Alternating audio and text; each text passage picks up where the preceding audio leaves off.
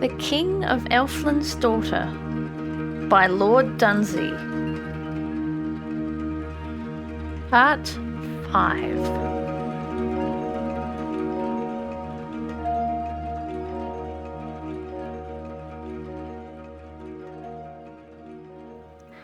Chapter 10. The Ebbing of Elfland.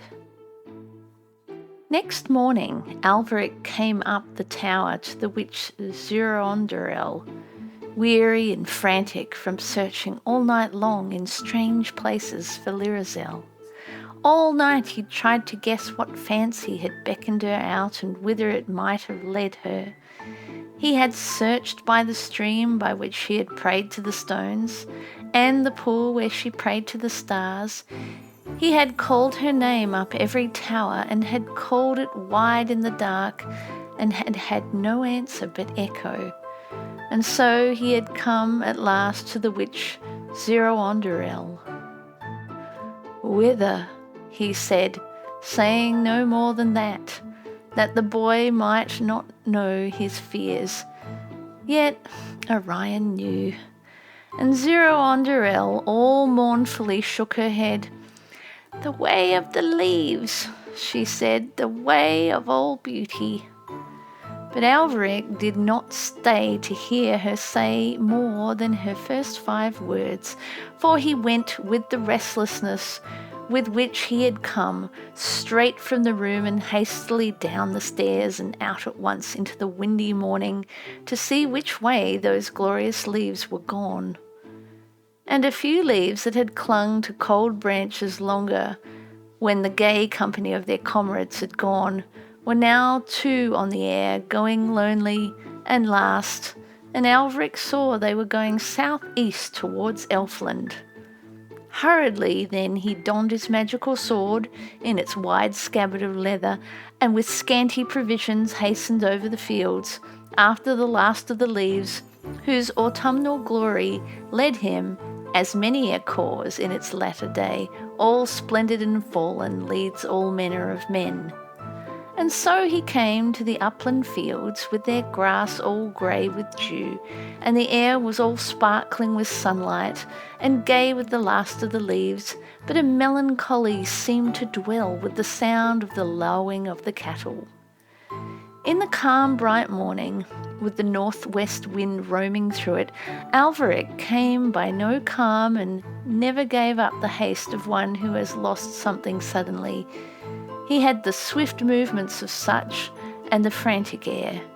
He watched all day over clear wide horizons, south-east where the leaves were leading, and at evening he looked to see the elfin mountains, severe and changeless, unlit by any light we know, the colour of pale forget-me-nots.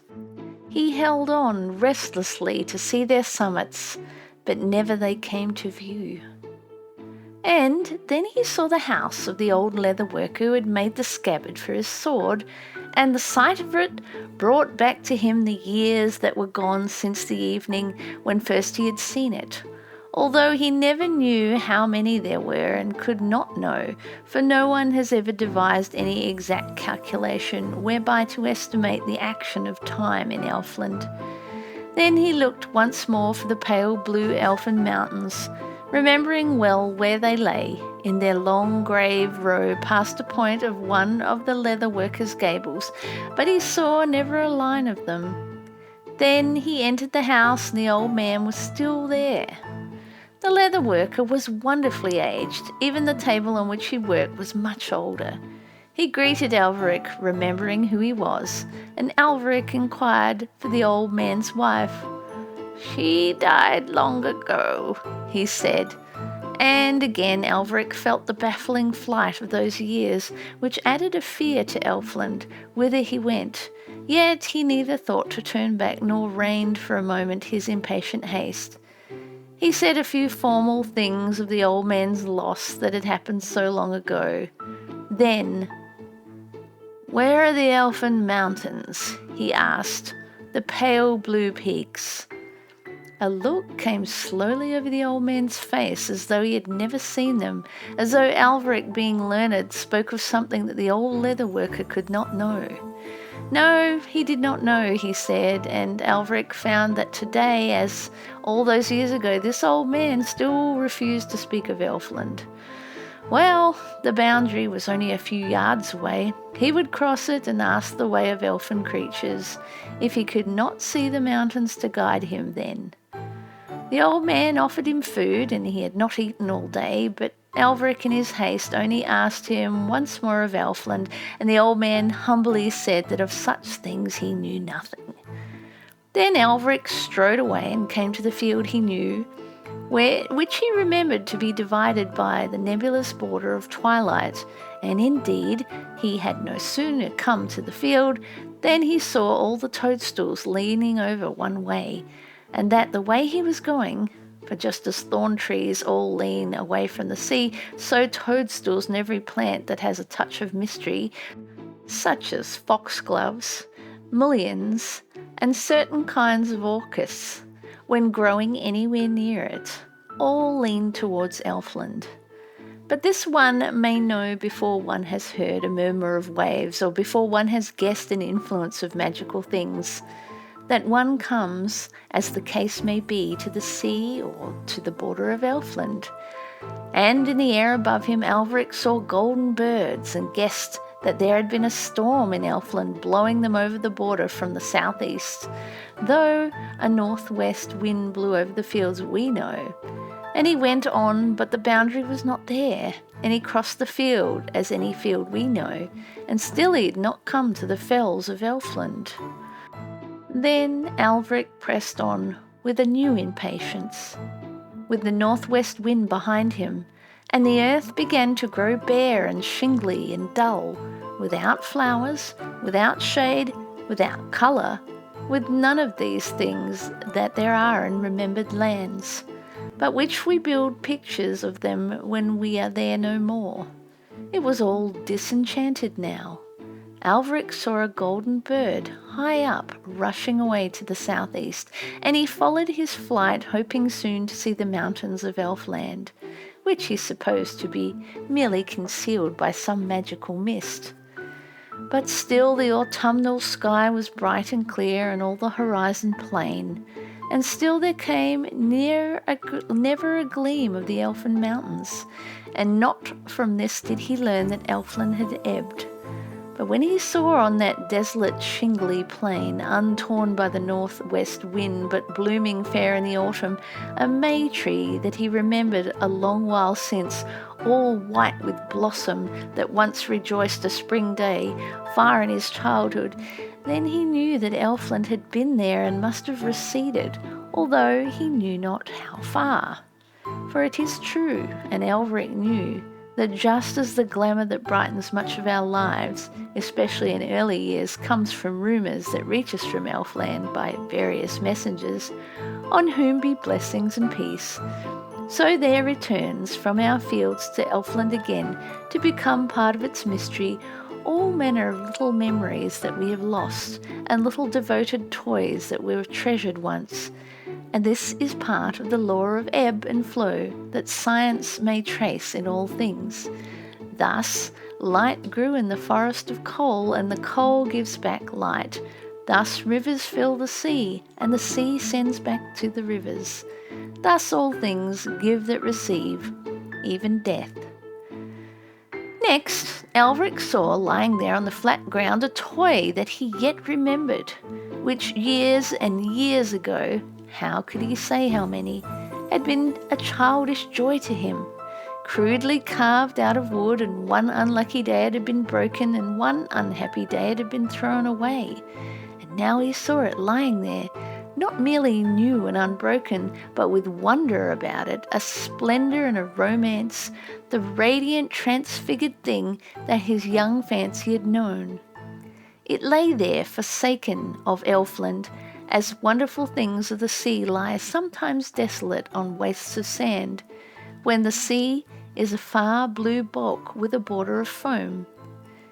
Dreary with lost romance was the plain from which Elfland had gone, though here and there Alveric saw again and again, those little forsaken things that had been lost from his childhood, dropping through time to the ageless and hourless region of Elfland to be a part of its glory, and now left forlorn by this immense withdrawal. Old tunes, old songs, old voices hummed there too, growing fainter and fainter, as though they could not live long in the fields we know. And when the sun set, a mauve rose glow in the east, that Alveric fancied a little too gorgeous for earth, led him onward still, for he deemed it to be the reflection cast on the sky by the glow of the splendour of Elfland. So he went on hoping to find it, horizon after horizon, and night came on with all earth's comrade stars. And only then Alveric put aside at last that frantic restlessness that had driven him since the morning, and wrapping himself in a loose cloak that he wore, ate such food as he had in a satchel, and slept a troubled sleep alone with other forsaken things. At the earliest moment of dawn his impatience woke him. Although one of October's mists hid all glimpses of light, he ate the last of his food and then pushed on through the greyness. No sound from the things of our fields came to him now, for men never went that way when Elfland was there, and none but Alveric went now to that desolate plain. He had travelled beyond the sound of cockcrow, from the comfortable houses of men, and was now marching through a curious silence, broken only now and then by the small dim cries of the lost songs that had been left by the ebb of Elfland, and were fainter now than they had been the day before. And when dawn shone, Alveric saw again so great a splendour in the sky, glowing all green low down in the south-east, that he thought once more he saw a reflection from Elfland, and pressed on, hoping to find it over the next horizon. And he passed the next horizon, and still that shingly plain, and never a peak of the pale blue elfin mountains. Whether Elfland always lay over the next horizon, brightening the clouds with its glow, and moved away just as he came, or whether it had gone days or years before, he did not know, but still kept on, and he came at last to a dry and grassless ridge on which his eyes and his hopes had been set for long, and from it he looked far over the desolate flatness that stretched to the rim of the sky, and saw never a sign of Elfland, never a slope of the mountains. Even the little treasures of memory that he had been left behind by the ebb were withering into things of our every day. Then Alveric drew his magic sword from his sheath, but though that sword had power against enchantment, it had not been given the power to bring again an enchantment that was gone, and the desolate land remained the same. For all that he waved his sword, stony, deserted, unromantic, and wide. For a little while he went on, but in that flat land the horizon moved imperceptibly with him, and never a peak appeared of the elfin mountains. And so on that dreary plain he soon discovered, as sooner or later many a man must, that he had lost Elfland. Chapter 11. The Deep of the Woods. In those days, Zero-Underel would amuse the boy by charms and by little wonders, and he was content for a while, and then he began to guess for himself, all in silence, where his mother was. He listened to all things said and thought long about them, and days passed thus, and he only knew she had gone, and still he said never a word of the thing with which his thoughts were busy. And then he came to know from things said or unsaid, or from looks or glances or wagging of heads, that there was a wonder about his mother's going. But what the wonder was he could not find, for all the marvels that crossed his mind when he guessed. And at last one day he asked Zero-Underel, and stored through her old mind was with ages and ages of wisdom, and though she had feared this question, She yet did not know it had dwelt on his mind for days, and could find no better answer out of her wisdom than that his mother had gone to the woods. When the boy heard this, he determined to go to the woods to find her. Now, in his walks abroad with Zero-on-Durrell, through the little hamlet of Earl, Orion would see the villagers walking by, and the smith at the open forge, and folk in the doorways, and men that came into the market from distant fields. And he knew them all. And most of all he knew Threll, with his quiet feet, and Oth, with his lithe limbs, for both of these would tell him tales when they met of the uplands and the deep woods over the hill, and Orion, on little journeys with his nurse, loved to hear the tales of far places. There was an ancient myrtle tree by a well where Zero-on-Durrell would sit in the summer evenings, while Orion played on the grass, and Oth would cross the grass with his curious bow, going out in the evening, and sometimes Threll would come, and every time that one of them came, Orion would stop him and ask for a tale of the woods. And if it were Oth, he would bow to Zero-on-Durrell with a look of awe as he bowed, and would tell some tale of what the deer did, and Orion would ask him why. Then a look would come over Oth's face as though he were carefully remembering things that had happened very long ago, and after some moments of silence he would give the ancient cause of whatever the deer did, which explained how they came by the custom. If it were Threll that came across the grass, he would appear not to see Zero-on-Durrell, and would tell his tale of the woods more hastily in a low voice and pass on, leaving the evening, as Orion felt, full of mystery behind him. He would tell tales of all manner of creatures, and the tales were so strange that he told them only to young Orion because, as he explained, there were many folk that were unable to believe the truth, and he did not wish his tales to come to the ears of such. Once Orion had gone to his house, a dark hut full of skins, all kinds of skins hung on the wall, foxes, badgers and martens, and there were smaller ones in heaps in the corner. To Orion, Threll's dark hut was more full of wonder than any other house he had ever seen. But now it was autumn, and the boy and his nurse saw Oth and Threll more seldom, for in the misty evenings, with the threat of frost in the air, they sat no longer by the myrtle tree. Yet Orion watched on their short walks, and one day he saw Threll going away from the village with his face to the uplands, and he called to Threll, and Threll stood still with a certain air of confusion, for he deemed himself, if too little account to be clearly seen and noticed by the nurse at the castle, be she witch or woman. And Orion ran up to him and said, "Show me the woods." And Zero-on-Durrell perceived that the time had come when his thoughts were roaming beyond the lip of the valley, and knew that no spell of hers would hold him long from following after them. And Threll said, "No, my master," and looked uneasily at Zero-on-Durrell, who came after the boy and led him away from Threll. And Threll went on alone to his work in the deep of the woods. And it was not otherwise that the witch had foreseen. For first Orion wept, and then he dreamed of the woods, and the next day he slipped away alone to the house of Oth, and asked him to take him with him when he went to hunt the deer. And Oth, standing on a wide deerskin in front of blazing logs, spoke much of the woods, but he did not take him. Instead, he brought Orion back to the castle, and Zero-on-Durrell regretted too late that she had idly said his mother had gone to the woods. For those words of hers had called up too soon that spirit of roving which was bound to come to him, and she saw that her spells could bring content no more.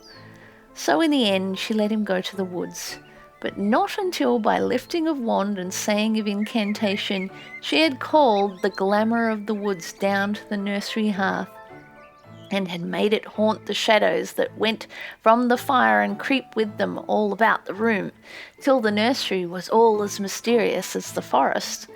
When this spell would not soothe him and keep his longing at home, she would let him go to the woods. He stole away once more to the house of Oth, over crisp grass one morning, and the old witch knew he had gone but did not call him back, for she had no spell to curb the love of roving in man, whether it came early or late, and she would not hold back his limbs when his heart was gone to the woods, for it is as ever the way of witches, with any two things to care for, the more mysterious of the two. So the boy came alone to the house of Oath, through his garden where dead flowers hung on brown stalks and the petals turned to slime if he fingered them. For November was come, and the frosts were abroad at night. And all this time Orion just met with a mood in Oath, which is less than an hour would have gone, that was favourable to the boy's longing. Oath was taking down his bow from down on the wall as Orion went in, and Oath's heart was gone to the woods, and when the boy came yearning to go to the woods with the hunter in that mood, he could not refuse him. So Oath took Orion on his shoulders and went up out of the valley. Folk saw them go, Oath with his bow and his soft noiseless sandals and his brown garments of leather, Orion on his shoulders, wrapped in the skin of a fawn which Oath had thrown around him. And as the village fell behind them, Orion rejoiced to see their houses further and further away, for he had never been so far from them before, and when the uplands opened their distances to his eyes, he felt that he was now upon no mere walk, but a journey. And then he saw the solemn gloom of the wintry woods far off, and that filled him at once with a delighted awe. To their darkness, their mystery, and their shelter Oath brought him. So softly Oath entered the woods that the blackbirds that guarded it, sitting watchfully on branches, did not flee at his coming, but only uttered slowly their warning notes, and listened suspiciously till he passed, and were never sure if a man had broken the charm of the wood. Into that charm and the gloom and the deep silence Oath moved gravely, and a solemnness came on his face as he entered the woods, for to go on quiet feet through the woods was the work of his life, and he came to it as men come to it their heart's desire. And soon he put the boy down on the broken bracken and went on for a while alone. Orion watched him go with his bow on his left hand till he disappeared in the wood, like a shadow going to a gathering of shadows and merging amongst its fellows. And although Orion might not go with him now, he had great joy from this, for he knew by the way Oath went and the air had that this was a serious hunting and no mere amusement made to please a child, and it pleased him more than all the toys he had had. And quiet and lonely the great woods loomed round him while he was waiting for Oath to return. And after a long while he heard a sound, all in the wonder of the wood, that was less loud than the sound that a blackbird makes, scattering dead leaves to find insects. And Oath had come back again. He had not found a deer, and for a while he sat by Orion and shot arrows into a tree, but soon he gathered his arrows and took the boy on his shoulders again and turned homewards. And there were tears in Orion's eyes when they left the great wood, for he loved the mystery of those huge grey oaks, which we must pass by unnoticed or with but a momentary feeling of something forgotten, some message not quite given, but to him their spirits were playmates. So he came back to Earl as from new companions, with his mind full of hints that he had from the wise old trunks, for to him each bowl had meaning. And Zero-on-Durell was waiting at the gateway when Oath brought Orion back, and she asked little of his time in the woods and answered a little when he told her of it, for she was jealous of them whose spell had lured him from hers. And all that night his dreams hunted deer in the deeps of the woods. Next day he stole away again to the house of Oath, but Oath was away hunting, for he was in need of meat. So he went to the house of Threll, and there was Threll in his dark house amongst manifold skins. "Take me to the woods," said Orion, and Threll sat down in a wide wooden chair by his fire to think about it and to talk of the woods. He was not like Oath, speaking of a few simple things which he knew, of the deer, of the ways of the deer, and of the approach of the seasons, but he spoke of the things that he guessed in the depth of the woods, and in the dark of time, the fable of men and of beasts, and especially he cared to tell the fables of the foxes and the badgers, which he had come by from watching their ways after falling of dusk. And as he sat there gazing into the fire, telling reminiscingly of the ancient ways of the dwellers in bracken and bramble, Orion forgot his longing to go to the woods and sat there on a small chair warm with skins, content. And to Threll he told what he had not said to Oath, how he thought that his mother might one day come round the trunk of one of the oak trees, for she had gone for a while to the woods. And Threll thought that that might be, for there was nothing wonderful told of the woods that Threll thought unlikely. And then Zero-Onderil came for Orion and took him back to the castle. And the next day she let him go to Oath again, and this time Oath took him once more to the wood, and a few days later he went again to Threll's dark house, in whose cobwebs and corners seemed to lurk the mystery of the forest, and heard Threll's curious tales. And the branches of the forest grew black and still against the blaze of a fierce sunset, and winter began to lay its spell on the uplands. And the wiser ones of the village prophesied snow. And one day Orion, out in the wood with Oath, saw the hunter shoot a stag. He watched him prepare it and skin it and cut it into 2 pieces and tie them up in the skin, with the head and horns hanging down. Then Oath fastened up the horns to the breast of the bundle and heaved it onto his shoulder, and with his great strength carried it home, and the boy rejoiced more than the hunter. And that evening Orion went to tell the story to Threll, but Threll had more wonderful stories. And so the days went by, while Orion drew from the forest and from the tales of Threll a love of all things that pertain to a hunter's calling.